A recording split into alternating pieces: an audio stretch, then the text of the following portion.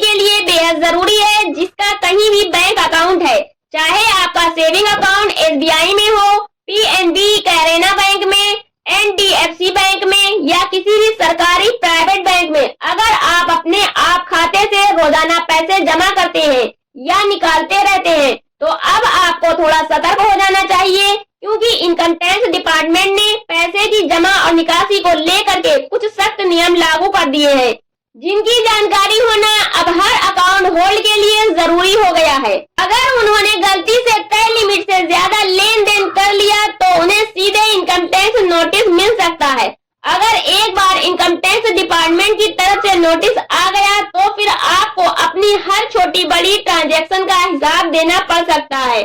कहां से पैसा आया, क्यों आया, कहां खर्च हुआ, हर चीज का सबूत मांगा जा सकता है। और अगर आप सही जवाब नहीं दे पाए तो आपके ऊपर भारी जुर्माना यानी कई मामलों में 300% तक पेनल्टी भी लग सकती है।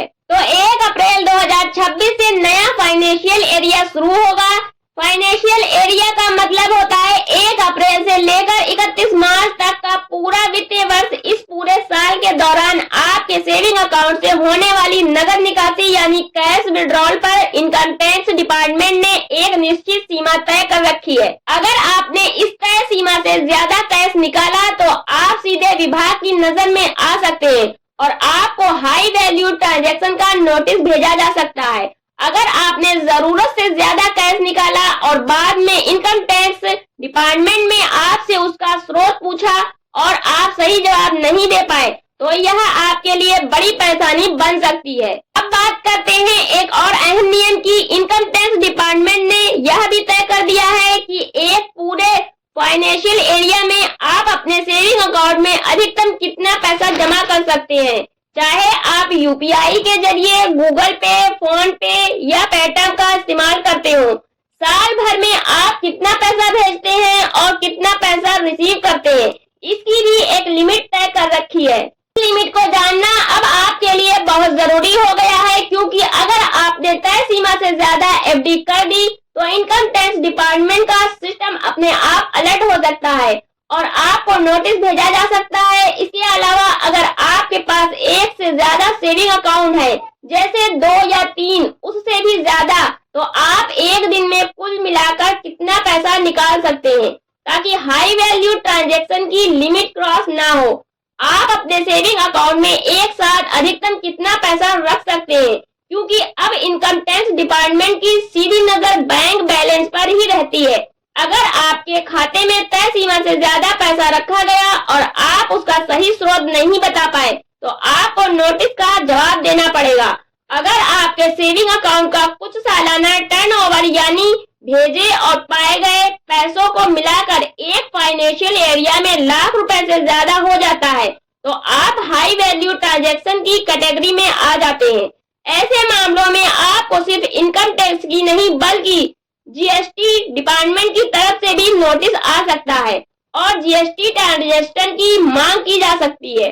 जो लोग इनकम टैक्स रिटर्न भरते हैं वे पहले से ही अपनी आमदनी और खर्च का पूरा विवरण सरकार को दे देते हैं, लेकिन जो लोग ITR फाइनल नहीं करते उनके लिए जरूरी है कि वे UPI ट्रांजैक्शन को लेकर अतिरिक्त सावधानी बरतें और सालाना 20 लाख रुपए की सीमा को किसी भी हाल में पार ना करें, वरना इनकम टैक्स डिपार्टमेंट का नोटिस आना तय है। अब बात करते हैं सेविंग अकाउंट में कैश जमा करने की सबसे जरूरी लिमिट की, और वह है 1 लाख रुपए प्रति वित्तीय वर्ष, यानी आप पूरे साल में कैश के जरिए अपने सेविंग अकाउंट में 1 लाख रुपए से ज्यादा जमा नहीं कर सकते। यह नियम सिर्फ कैश डिपॉजिट पर लागू होता है। सरकार के पास हर ट्रांजैक्शन का पूरा रिकॉर्ड मौजूद है। इनकम टैक्स डिपार्टमेंट तुरंत नोटिस नहीं भेजता, उनके पास 3 साल तक का समय होता है। यानी अगर आपने 2025 में कोई हाई वैल्यू ट्रांजैक्शन किया है तो 2028 तक कभी भी नोटिस आ सकता है, जिस पर भारी टैक्स और जुर्माना लगाया जा सकता है। अगर आप ITR फाइनल नहीं करते तो कैश से जुड़ी हर लेन देन में बेहद सावधानी बरतना जरूरी है। अब बात करते हैं FD। एक फाइनेंशियल एरिया में कितनी राशि तक की FD कराई जा सकती है।